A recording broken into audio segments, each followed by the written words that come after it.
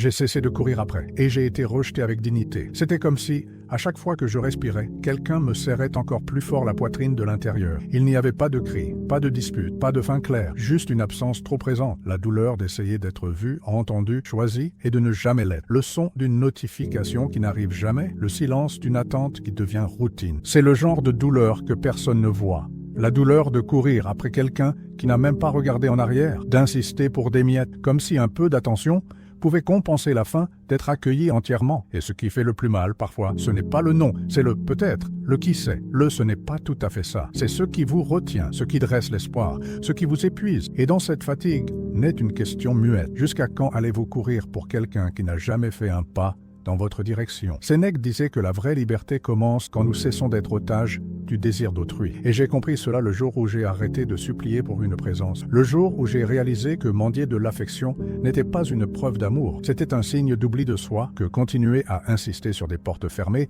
espérant qu'un coup plus fort convaincra quelqu'un d'ouvrir, ne fait que prolonger la douleur de ne pas être le bienvenu. Marc Aurèle a écrit que la dignité ne dépend pas de l'autre, que même dans le rejet, il est possible de maintenir ce qui est à soi à l'intérieur. Et ce jour-là, j'ai choisi d'arrêter. Non pas parce que j'ai cessé de ressentir, mais parce que j'ai commencé à me voir, à m'entendre, à m'écouter en silence. Ça fait mal d'arrêter, ça fait très mal, ça fait plus mal que de courir. Mais c'est un autre type de douleur, une douleur qui révèle, qui montre ce qui a toujours été là, dissimulé par l'anxiété d'être aimé. Et dans cette douleur, naît quelque chose d'étrange, quelque chose comme un fil de dignité, quelque chose comme une bougie qui apprend à brûler seule, dans l'obscurité, sans pub, sans retour, sans promesse d'être vue. Elle brûle simplement, en silence. Et c'est peut-être ainsi que l'on commence à se retrouver, quand on accepte qu'il y a de la valeur à ne pas implorer, qu'il y a de la beauté à simplement exister, même sans être choisi. C'est une histoire sur ce silence, sur cette fin qui n'est pas venue avec des mots, mais avec leur absence. Une histoire vraie, parce que c'est peut-être la vôtre aussi. Courir après quelqu'un qui tourne le dos. Il y avait quelque chose de cruel dans cet effort silence, cette suite de messages qui n'étaient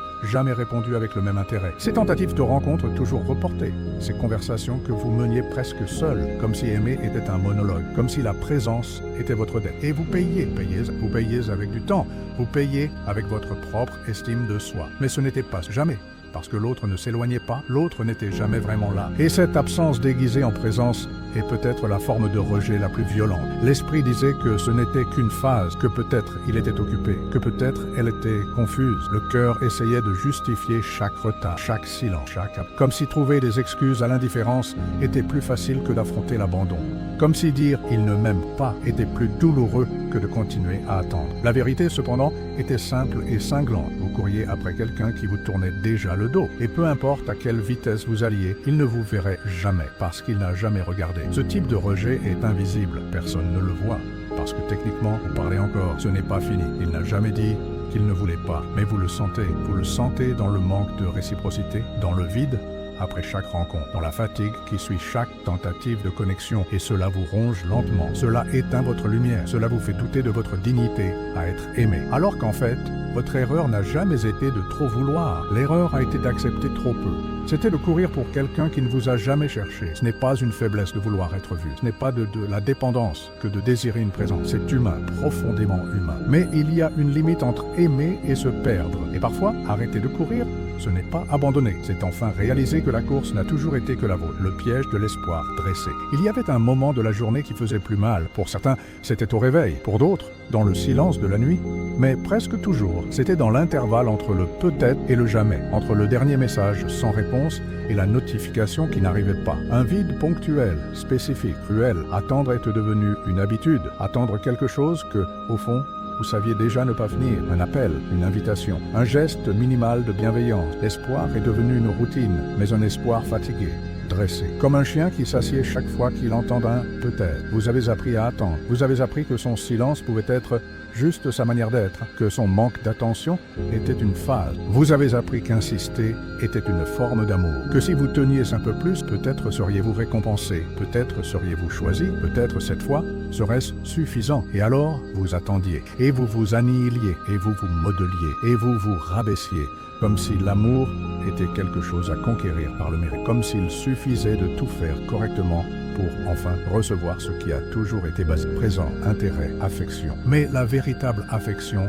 n'exige pas de sacrifice continu. Elle accueille, elle arrive sans que vous ayez besoin de vous blesser pour la recevoir. Le problème, c'est que lorsque l'on s'habitue aux miettes, on commence à croire que c'est ce qui a de la valeur, que peut-être ce n'est qu'ainsi que l'autre restera. Et c'est à ce moment-là que le vide s'installe. Parce que même quand il apparaît, continuez de vous sentir seul. Même quand elle répond, vous vous sentez toujours ignoré. Parce que l'absence n'est pas physique, elle est émotionnelle. Et aucune présence occasionnelle ne peut guérir l'abandon constant. Sénèque disait que le temps est le bien le plus précieux. Et quand vous passez ce temps à attendre quelqu'un qui n'a jamais su quoi faire de vous, vous vous trahissez en silence. Vous échangez votre paix contre des promesses non dites. Vous reportez votre vie pour un amour qui n'est jamais arrivé entier et peut-être n'arrivera jamais. Parce que ceux qui veulent vraiment être là sont là sans être appelés, sans que vous ayez à courir, sans avoir besoin de vous prouver. Le point de rupture n'est pas un cri, c'est l'épuisement. Il n'y a pas eu de dispute, pas de cri, pas d'adieu. Ce fut juste un jour ordinaire de plus, mais quelque chose en vous s'est arrêté. Un silence différent s'est installé. Non pas le silence de l'attente,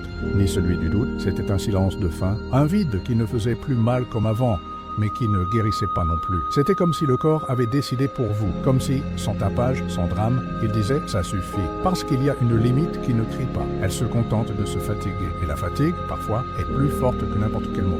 Vous n'avez pas décidé d'arrêter parce que vous avez cessé d'aimer. Vous avez arrêté parce que vous avez compris, au plus profond de votre cœur, qu'aimer seul n'est pas de l'amour, c'est de l'épuisement. Et vous étiez épuisé. Épuisé de penser 1000 fois avant d'envoyer un message, d'essayer de paraître léger, alors que vous étiez brisé à l'intérieur, de trouver des excuses à l'absence de l'autre, de faire des projets avec quelqu'un qui n'a jamais confirmé sa présence, de tenir seul la promesse d'un lien qui ne s'est jamais vraiment construit. C'est là, dans ce silence inédit, que vous vous êtes vu clairement. Le moment de rupture n'est presque jamais cinématographique, il est subtil, presque invisible. C'est quand vous réalisez que vous avez cessé d'attendre, que, pour la première fois, vous n'avez pas vérifié votre téléphone juste après le réveil, que vous n'avez pas écrit ce texte qui n'aurait jamais de réponse, que vous n'avez pas pleuré en vous souvenant de la dernière rencontre, non pas parce que vous avez surmonté, mais parce que, enfin, vous avez accepté. L'amour que vous avez offert était trop grand pour entrer en quelqu'un qui ne savait que recevoir, jamais rendre. Épictète disait que la vraie liberté surgit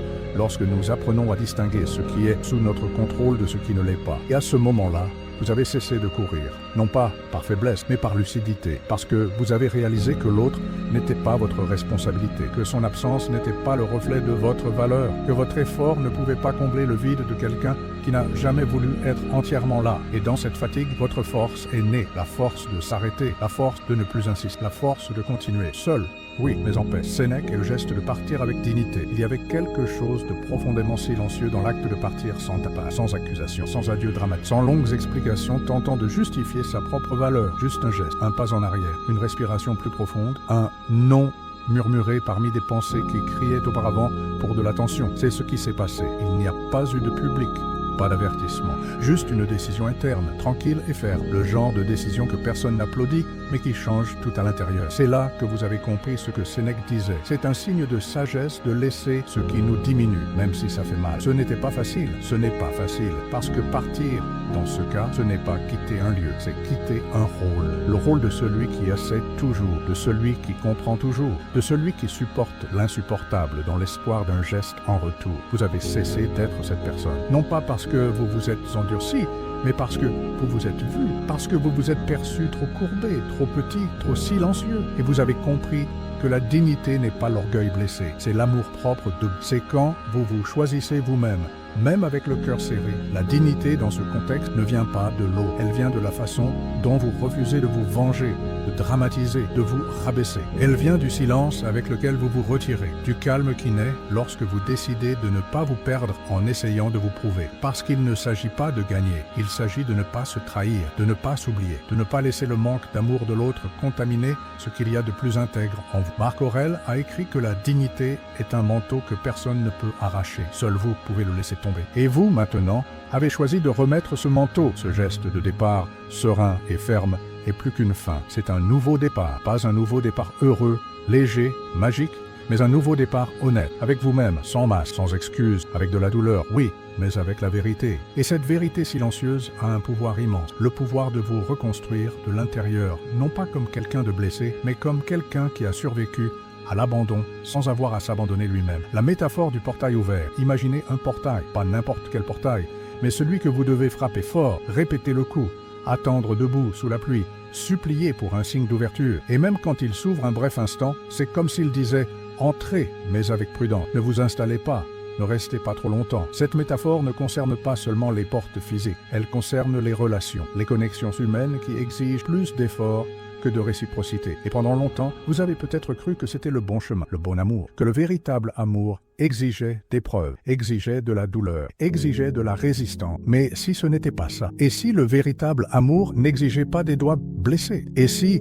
quand c'est vrai, la porte était simplement entr'ouverte, invitante, accueillante, sans tapage, sans imposition, sans avoir besoin de se justifier tout le temps, parce que celui qui veut que vous entriez ne complique pas, il ne fuit pas, il ne se cache pas derrière des tests émotionnels, il ne vous fait pas saigner pour ensuite offrir un pansement mal posé. L'amour qui accueille, accueille par le simple geste, dans le calme silencieux, dans la présence constante, sans besoin de spectacle. Vous avez passé trop de temps à frapper aux mauvaises portes, des portes de gens qui n'ouvraient que quand ils le voulaient, des gens qui confondaient disponibilité et faiblesse, qui utilisaient votre affection à leur avantage, qui aimaient être aimés, mais ne savaient pas aimer en retour. Et pendant longtemps, vous avez cru que c'était comme ça, que l'amour était une conquête, que le lien était une insistance. Mais maintenant, peut-être pour la première fois, vous commencez à comprendre que non, que l'amour n'est pas une guerre, que l'affection n'est pas une épreuve, que la présence n'est pas une monnaie d'échange. Sénèque nous rappelle que le bien le plus précieux n'est pas ce que nous donnons aux autres, mais ce que nous préservons en nous. Et en cessant de frapper à ce portail, vous n'abandonnez pas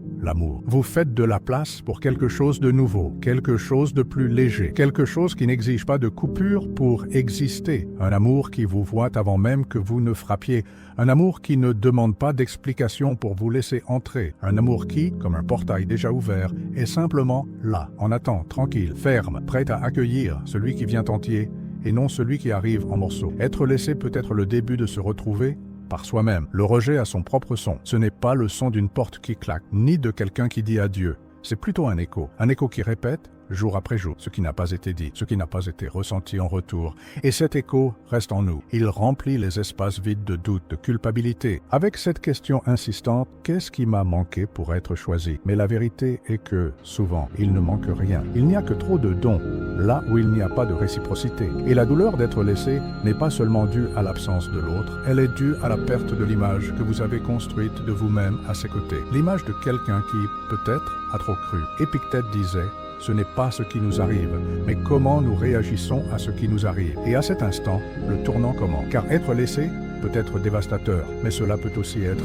un portail. Une coupure qui, au lieu de détruire, révèle où vous placiez votre valeur. Révèle que peut-être vous avez mesuré votre importance par le reflet dans des yeux qui ne vous ont jamais vu entièrement. Et cette révélation ne vient pas avec de la colère. Elle vient avec une tristesse lucide, une douleur qui finalement enseigne. Elle enseigne que l'amour-propre commence là où se termine l'illusion de devoir être choisi pour exister. Sénèque ajouterait: celui qui se connaît ne se vend pas pour des miettes. Et cette phrase, qui semble dure, est en réalité une étreinte, un rappel que votre histoire ne commence ni ne finit avec celui qui est parti. Elle continue, elle recommence, avec plus de silence, avec plus de soin, avec plus de vérité. Et cette retrouvaille avec soi-même n'est pas immédiate, ce n'est pas facile, mais c'est profond. Cela commence le jour où vous cessez de vous prouver à celui qui ne vous a jamais vu. Le jour où vous n'avez plus besoin de vous expliquer. Le jour où le silence faisait mal auparavant commence à prendre sens. La reconstruction ne vient pas avec des applaudissements, ni avec des garanties. Elle vient avec de petites décisions quotidiennes, comme choisir de dormir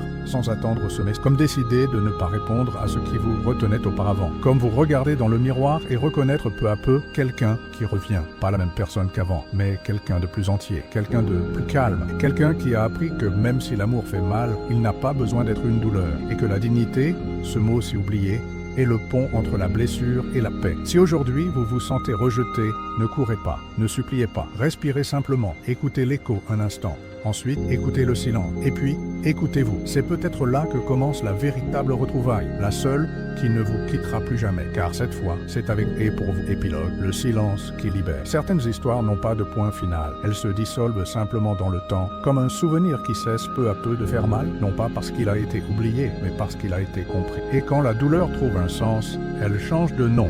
Elle cesse d'être une plaie ouverte et devient une cicatrice. Elle cesse d'être une absence et devient un espace. Elle cesse d'être une perte et se transforme en liberté. C'est ce qui se passe quand on arrête de courir après.